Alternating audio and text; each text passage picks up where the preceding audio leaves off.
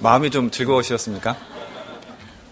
저는 처음에 메리 크리스마스 이 한마디를 연습하는데 좀 쑥스러운 생각이 많이 들었습니다.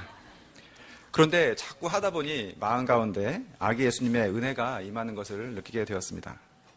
저희가 연말에 별로 기쁜 일이 많지 않더라도 예수님을 기억하고 또 메리 크리스마스를 많이 외치면서 마음 가운데 하나님의 은혜를 기억하는 시간을 가질 수 있기를 기도합니다. 오늘 메시지의 제목은 영원한 왕, 무궁한 나라입니다. 요절 말씀은 누가복음 1장 33절입니다. 다 같이 한번 읽어보겠습니다. 시작. 영원히 야곱의 집을 왕으로 다스리실 것이며 그 나라가 무궁하리라. 제가 잠시 기도하겠습니다.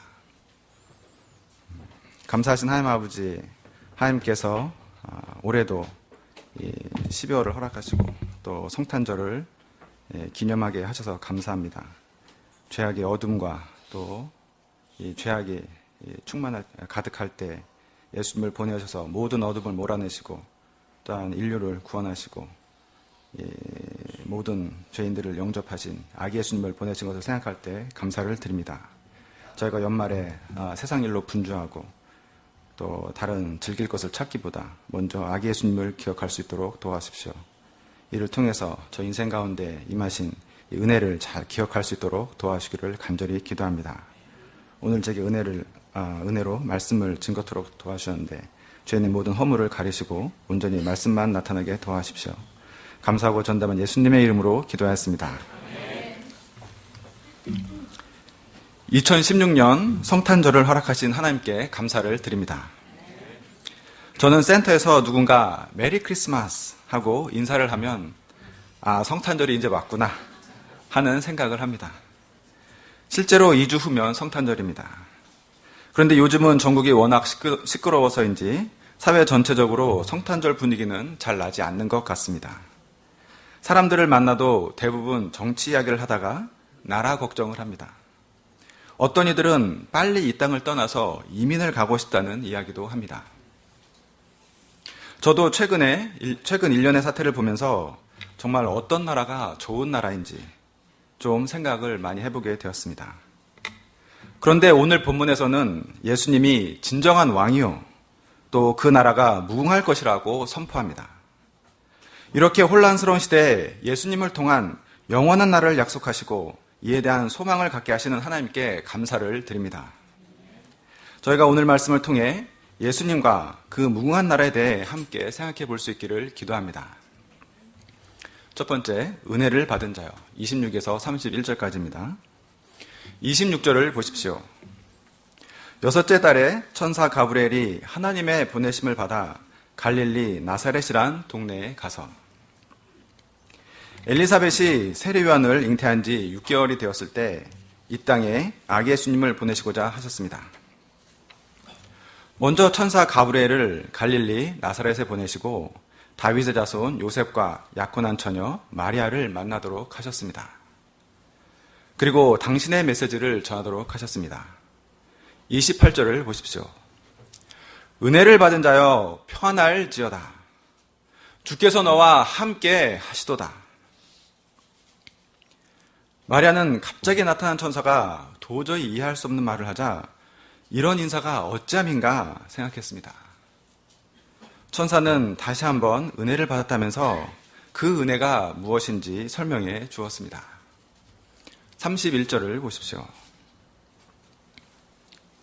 보라, 네가 잉태하여 아들을 낳을 것이요 그 이름을 예수라 하라.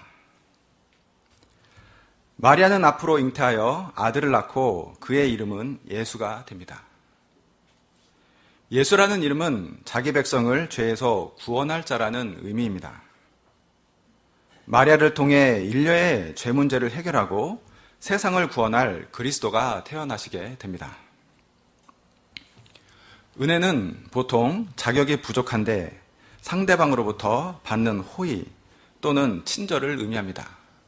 그래서 누가 거하게 식사 대접을 하면 아이고 은혜 받았습니다. 이런 말을 합니다. 그렇다면 마리아에게는 어떤 점에서 은혜를 받은 것일까요? 당시 천사가 방문한 갈릴리는 팔레스타인 북부 지역 갈릴리 호수를 끼고 있는 산지를 의미합니다. 그런데 그곳의 역사는 평탄하지 않았습니다. 솔로몬 왕국이 둘로 갈라진 이후 오랫동안 이방 민족들이 그곳에서 살다가 떠났습니다. 이로 인해 유대인들은 갈릴리를 민족의 정통성과 영적 순결을 잃어버린 지역이라고 비난했습니다. 또한 갈릴리는 이러한 영향으로 정치적인 약자, 또 경제적인 파산자, 신분이 비천한 자 등이 모여서 살았습니다. 그래서 나다니엘은 그곳에서 무엇이 선한 것이 나겠느냐 하고 말했습니다. 마리아 또한 특별한 것이 별로 없었습니다. 갈릴리 나사렛에 사는 평범한 처녀였습니다. 남편이라도 잘 나가면 좋은데 그렇지도 않았습니다. 그의 남편은 요셉으로 목수였습니다. 당시 목수는 집들을 돌아다니며 필요한 곳을 고쳐주는 심부름꾼과도 같은 사람이었습니다. 출신 성분으로는 다윗 왕가의 후손이었지만 이미 오래전에 몰락하였기 때문에 별 볼 일 없는 사람이었습니다. 이와 같이 인간적인 조건으로만 본다면 갈릴리나 마리아에게서는 어떤 특별한 것도 찾기가 어려웠습니다. 천사가 특별히 올 이유가 없었습니다. 그런데 이런 갈릴리의 마리아에게 하나님이 천사를 통해 찾아오시고 구원의 역사를 시작하셨습니다. 지적인 능력을 기준으로 뽑은 것도 아니고 어떤 심사대회를 통해서 줄을 세운 것도 아닙니다. 영적으로 거룩한 순서대로 줄을 한번 쭉 서보세요. 이렇게 하지도 않았습니다. 이렇게 한다면 저 같은 경우는 100만 명 중에서 몇십만 명째 이렇게 서 있을 것입니다. 어떤 기준으로 사람을 선발하지 않았습니다. 다만 하나님의 일방적인 주권 가운데 택하시고 긍휼을 베푸셨습니다. 사실 마리아는 목수인 요셉과 결혼하고 아이들을 낳고 키우는 평범한 인생을 살 그저 그런 여인이었을지도 모릅니다. 하지만 하나님께서는 그 인생에 개입하심으로 그녀에게 그리스도 되시는 예수님을 잉태하고 낳고 기리는 특별한 은혜를 주셨습니다. 하나님의 아들이신 예수님을 가장 가까이에서 보고 또 그 지혜와 능력을 경험할 수 있게 도와주셨습니다. 또한 나중에는 많은 이들이 그녀를 성모 마리아라고 추앙하게 되었습니다. 특히 천사는 마리아에게 큰 은혜를 받았다고 하면서 주께서 너와 함께 하신다고 선포했습니다. 이는 은혜를 주신 후 그냥 내팽개치는 것이 아니라 잘 감당할 수 있도록 도와주신다는 의미입니다. 실제로 마태복음을 보면 마리아는 성령으로 예수님을 잉태한 후 사랑하는 요셉으로부터 오해를 받아야만 했습니다. 그런데 하나님께서는 천사를 보내심으로 마리아와 함께 하사 요셉의 오해를 푸셔서 둘의 관계를 더욱더 튼튼히 하셨습니다. 또한 헤롯 왕이 아이를 죽이려고 할 때에도 아기 예수님을 죽이지 못하도록 잘 피난시키시고 무사히 잘 지키도록 인도하셨습니다. 마리아에게 천사를 보낸 은혜를 베푸신 하나님께서는 우리에게도 찾아오셨습니다. 여기 계신 분들은 어렸을 때 조금 유복하게 사시거나 아니면 조금 좀 어렵게 사신 분들도 있을 것입니다. 하지만 상황의 차이는 조금 있을지 몰라도 겉으로 보기에 대부분은 평범한 인생을 사시던 분들입니다. 하지만 하나님께서는 목자님을 통해 또 절친한 친구를 통해 아니면 엄마나 아빠 혹은 누나나 형을 통해 우리 인생에 찾아오셨습니다. 죄와 어둠에서 벗어나 참빛 되신 예수님을 알게 하시고 영원한 생명을 주셨습니다. 예수님의 용서와 사랑 안에 거하게 하시며 위로부터 참 기쁨도 알게 하셨습니다. 이것만으로도 큰 은혜인데 하나님께서는 여기에 더해 우리를 구속 역사에 참여하도록 하셨습니다. 예수님을 배우고 양들을 초청하고 또 말씀을 전하며 이들을 위해 기도하도록 하셨습니다. 다른 동역자와 함께 예수의 몸된 교회를 세우고 하나님 나라를 확장하도록 사명도 주셨습니다. 마리아가 구속 역사에서 하나님을 낳는 은혜를 받았다면 우리는 그리스도를 증거하는 은혜를 받았습니다. 제가 이렇게 말씀을 전하는 것도 은혜입니다. 제가 어디에서 말씀을 전하겠습니까? 사실 우리는 죄인이기 때문에 하나님의 생명구원 역사에 쓰임받기에 자격이 많이 모자랍니다. 능력과 지혜도 보잘것이 없습니다. 하지만 하나님께서는 이렇게 부족한 우리와도 함께 하시고 새로운 역사를 만들어 가십니다. 요즘 시대는 높은 학점을 받거나 좋은 직장에 들어가면 은혜를 받았다고 합니다. 또 회사에 진급이 되거나 연봉이 올라가도 그렇습니다. 사업을 하시는 분은 사업이 잘 되면 나는 은혜를 받았구나 하고 생각합니다. 물론 이런 것도 은혜입니다. 저도 이런 것들을 좋아합니다. 이런 은혜도 좀 받고 싶습니다. 하지만 이는 사명을 감당한 은혜와는 비교될 수 없습니다.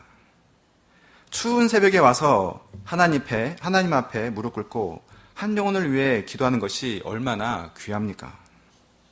또 바쁜 가운데서도 시간을 쪼개 양들을 만나고 캠퍼스에 오르고 이들과 함께 말씀을 공부하는 것이 또 얼마나 아름답습니까? 이런 작은 수고들을 통해 생명이 살아나고 하나님 나라가 확장됩니다.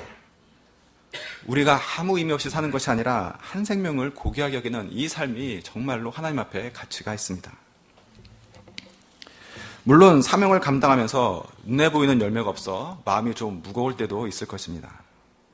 하지만 중요한 것은 그러한 결과에 상관없이 우리가 하나님의 구속 역사에 동참한다는 사실입니다. 열매가 많건 적건 하나님 역사에 함께하고 그리스도를 증거하는 것이 참으로 귀합니다. 이는 우리가 세상에 썩어질 것을 위해 살지 않고 천하보다 귀한 한 생명과 또 하나님 나라를 위해 살고 있다는 증거입니다.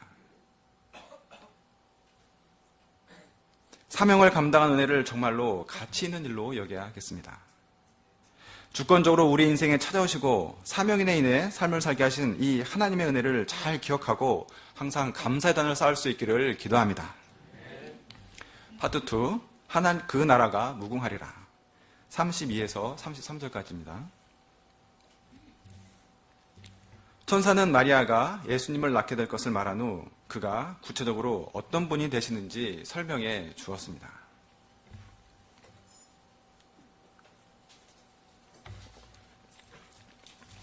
다 같이 오늘 요절 말씀인 32절, 33절을 함께 읽어보겠습니다.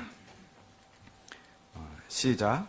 그가 큰 자가 되고 지극히 높으신 이의 아들이라 일컬을 것이요 주 하나님께서 그 조상 다윗의 왕위를 그에게 주시니 영원히 야곱의 집을 왕으로 다스릴 것이며 그 나라가 무궁하리라. 먼저 예수님은 큰 자가 되십니다. 세상에서는 큰 자라고 하면 보통 돈이 많거나 권력이 많거나 또는 명예가 높은 사람을 의미합니다. 좀 단순한 사람들은 키가 큰 사람을 큰 사람이라고 할 수도 있습니다. 또 어떤 분들은 학문이나 문화 방면에서 위대한 업적을 남긴 사람도 큰 사람이라고 생각합니다. 하지만 이들은 보통 사람이 조금 비범한 인생을 산 것에 불과합니다. 본문의 큰 자는 좀 더 본질적인 의미를 담고 있습니다. 먼저 예수님은 능력면에서 큰 자입니다. 광풍을 잠잠케 하시고 오병이어로 5,000명을 먹이셨습니다. 누가 이렇게 할 수 있겠습니까? 이를 통해 예수님은 당신이 만유의 주요 능력의 주가 되심을 보여주셨습니다. 또한 인격면에서도 큰 자가 되십니다. 예수님은 본래 하나님의 아들로서 그 어떤 존재보다 높으시고 또 영광스러운 분이십니다. 하지만 그러한 영광을 모두 내려놓고 이 땅의 죄인들과 함께 하시기 위해 종의 모습으로 오셨습니다. 같은 동족끼리도 부담스러워서 피하는 세리, 또 창녀 등 많은 사람들과 함께 하셨습니다. 이들을 사랑으로 영접하시고 그들과 함께 식사하셨습니다. 또한 고집세고 영적으로 무지한 제자들과도 3년 동안 함께 하시며 낮아져서 그들을 섬기셨습니다. 제자들이 예수님을 배반하고 뿔뿔이 흩어져서 고기 잡으러 갔을 때에도 그들을 잊지 않으시고 먼저 찾아가셨습니다. 먼저 영접하시고 먼저 사랑의 확증을 남기셨습니다. 이 예수님은 하나님의 생명구원 역사에 자신을 온전히 내어드려 모든 죄인들을 살리심으로 진정으로 큰 자가 되셨습니다. 예수님이 오시기 전 400년 동안에는 하나님의 말씀이 희귀한 영적인 암흑기였습니다. 사람들은 어둠에 거하며 점점 무기력하고 죽어가는 인생을 살았습니다. 하지만 예수님께서는 이 땅에 오시고 죄인의 모든 죄를 담당하시고 죄인을 의롭다 하셨습니다. 죄로 인해 심판받을 수밖에 없고 죽을 수밖에 없는 자들을 구원하시기 위해 하늘에서 이 땅에 오신 예수님께 감사와 찬양을 드립니다. 또한 하나님께서는 다윗의 왕위를 예수님께 주십니다. 이는 구약에 기록된 예언으로 예수님께서는 어느 날 갑자기 툭 튀어나온 그런 분이 아니라는 의미입니다. 예수님은 오래전부터 하나님께서 다윗에게 약속하신 그리스도라는 의미입니다. 또한 다윗왕의 이미지를 가지고 백성을 섬긴다는 뜻도 있습니다. 다윗은 하나님의 마음에 합한 왕으로 백성들을 사랑과 긍휼로 또 공평과 정의로 다스렸습니다. 많은 사람들이 이러한 다윗을 목자라고 여기고 따랐습니다. 몇몇은 자신의 목숨까지 내어주기까지 다윗을 사랑하였습니다. 다윗의 이미지를 가시는 이 예수님은 이 땅을 긍휼과 공의로 다스리시고 올바른 질서로 세우시는 분이십니다. 이는 세상 왕들과는 사뭇 다릅니다. 세상의 왕들은 권모술수로 백성들을 다스리고 위에서 군림하고자 합니다. 혹시나 누가 자기를 침범할까봐 철저하게 감시하고 내리누릅니다. 하지만 예수님은 평화로운 또 사랑이 많은 공평과 정의를 가진 왕으로 백성들과 함께 하시는 분이십니다. 평강과 정의의 왕 되신 이 예수님을 영접할 때 우리 마음은 새로워집니다. 내가 인생의 왕이 될 때에는 그 마음에 불안과 염려, 또 미움과 갈등이 생겨나게 됩니다. 인생에 별로 기쁨이 없습니다. 그러나 언제 어디서든지 어떠한 어려운 상황에서도 사랑과 평강의 왕 되신 예수님을 영접할 때 우리 마음에 평화가 임하고 질서가 있고 참 쉼이 있습니다.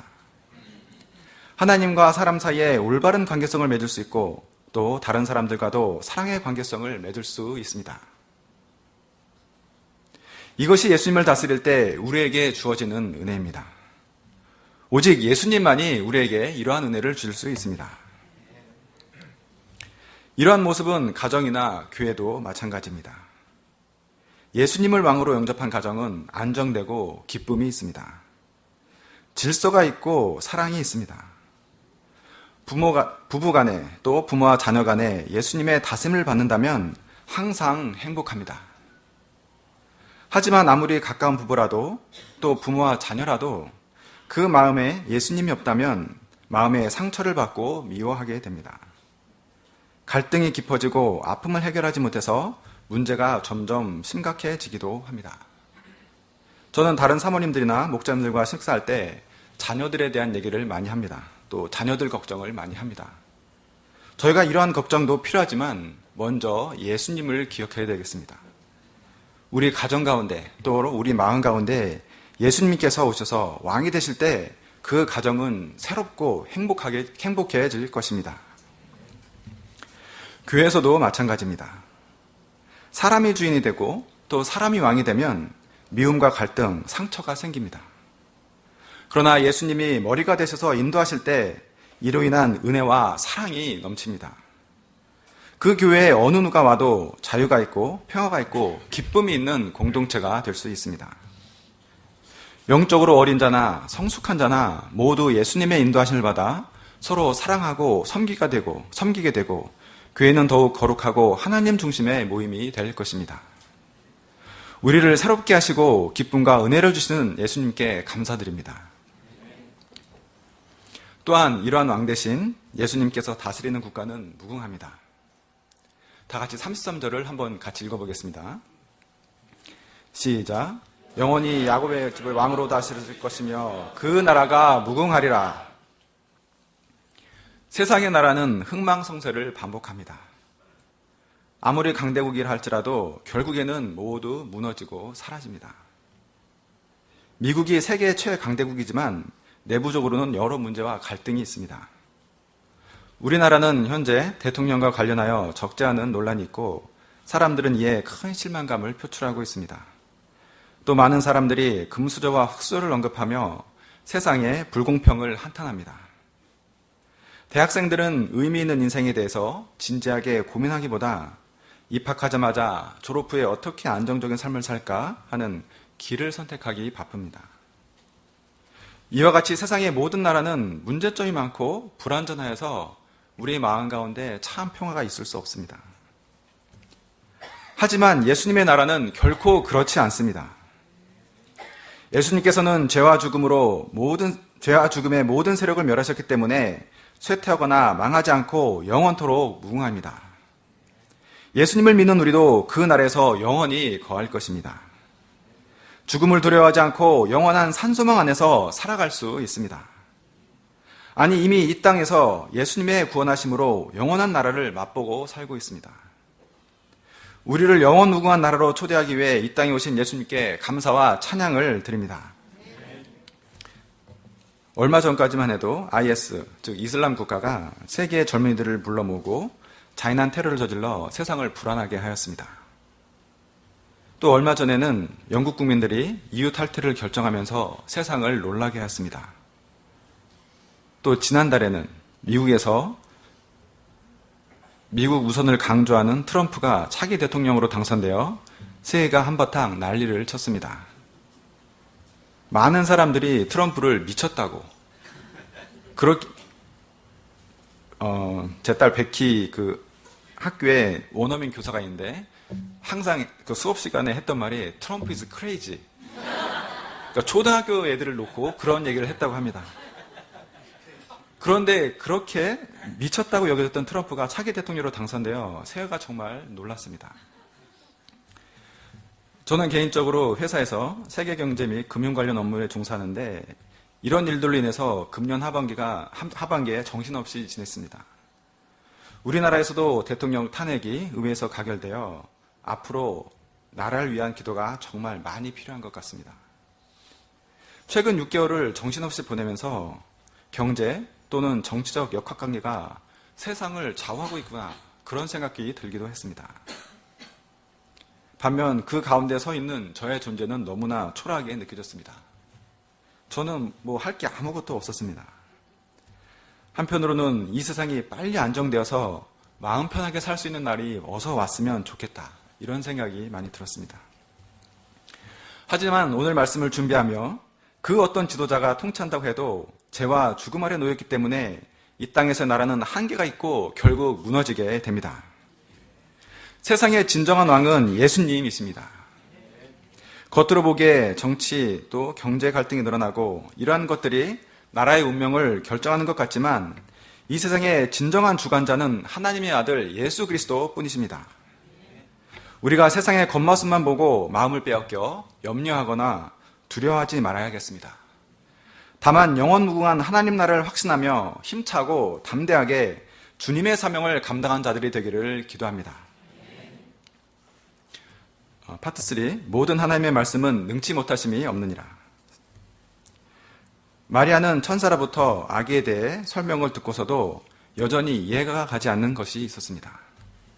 먼저 자신은 남자를 알지 못한다고 말합니다.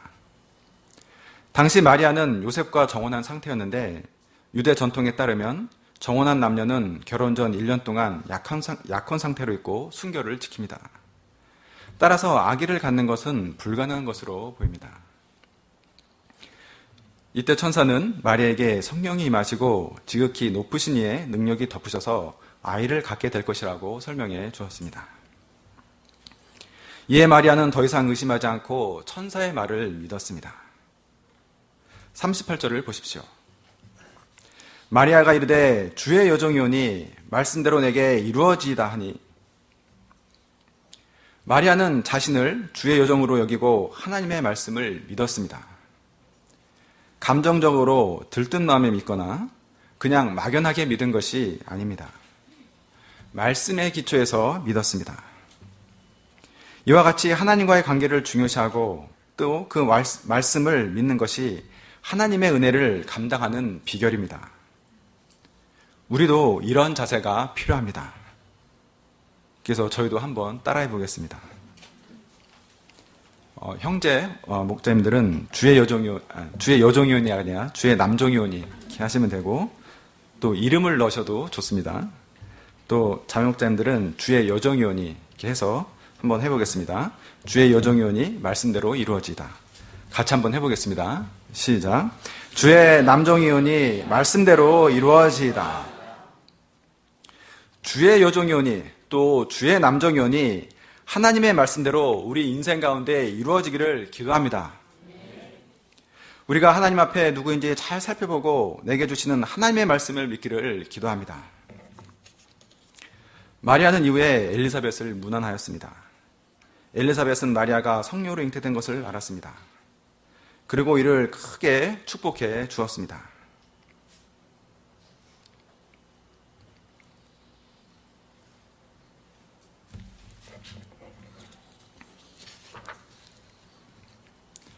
엘리사벳은 이상한 말을 해서 마리아의 힘을 빼지 않았습니다. 보통 사람들은 나이가 들면 참견이 많아지고 걱정하는 소리를 많이 한다고 합니다. 그래서 어떤 분들은 나이가 들면 지갑은 열되 입은 닫으라고 합니다.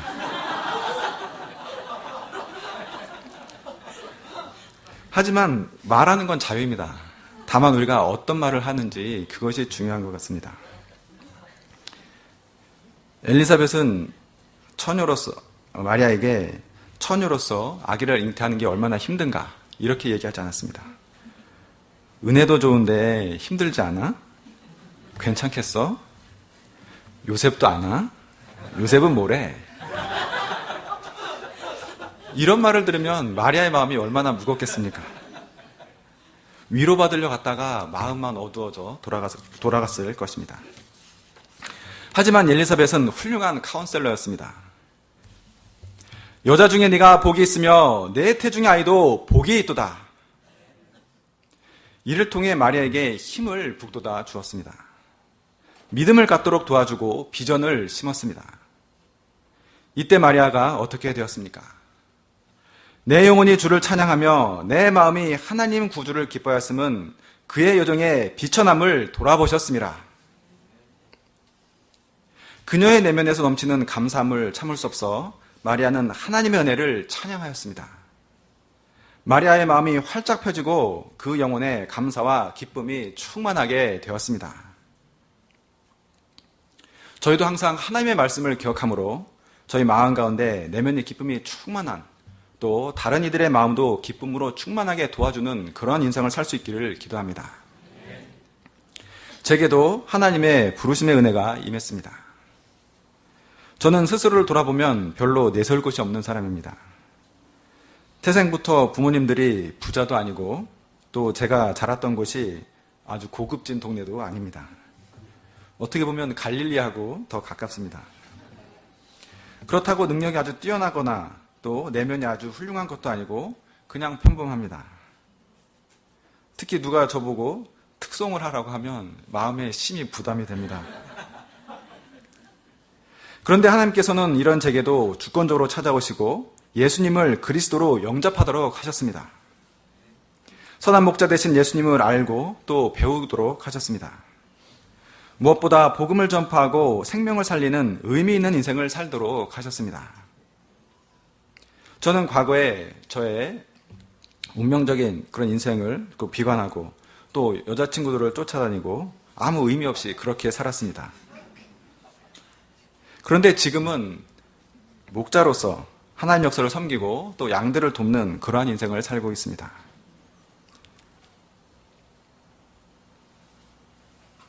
무엇보다 복음을 전파하고 생명을 살리는 의미 있는 인생을 살도록 하셨습니다.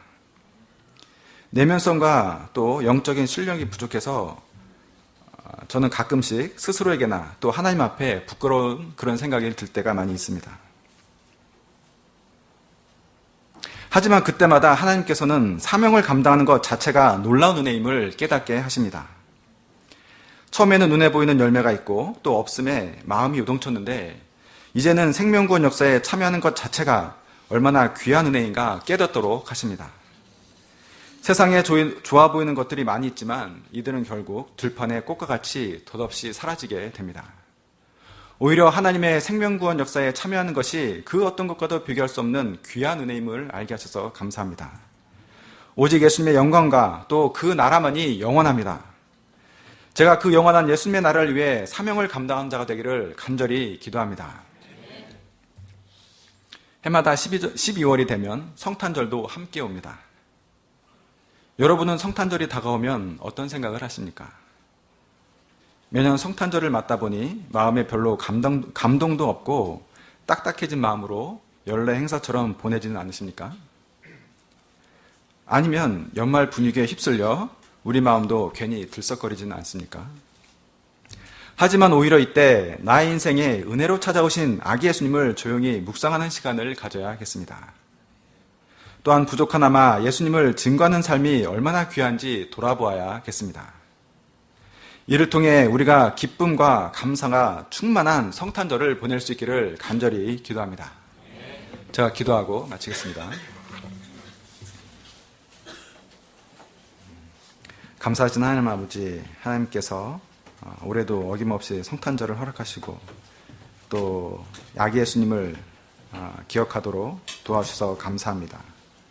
저희가 하나님을 알지 못할 때 이 세상의 영광과 또 자기 즐거움을 쫓던 의미 없는 인생을 살았습니다. 하지만 예수님으로 인해 구원을 얻고 또 하나님 나라를 사모하고 또 복음을 증거하는 귀한 또 의미 있는 인생을 살게 되었습니다. 하나님께서 저에게 베푸신 이러한 은혜들을 생각할 때 감사합니다. 저희가 어떤 상황이었든지 이러한 은혜를 귀하게 여기고 잘 감당할 수 있도록 도와주십시오. 또한 저희와 함께 하시는 이 하나님을 붙드는 가운데 저희 마음 가운데 은혜와 또 감사가 충만한 그러한 성탄절을 보낼 수 있기를 기도합니다. 감사하고 전담한 예수님의 이름으로 기도하였습니다.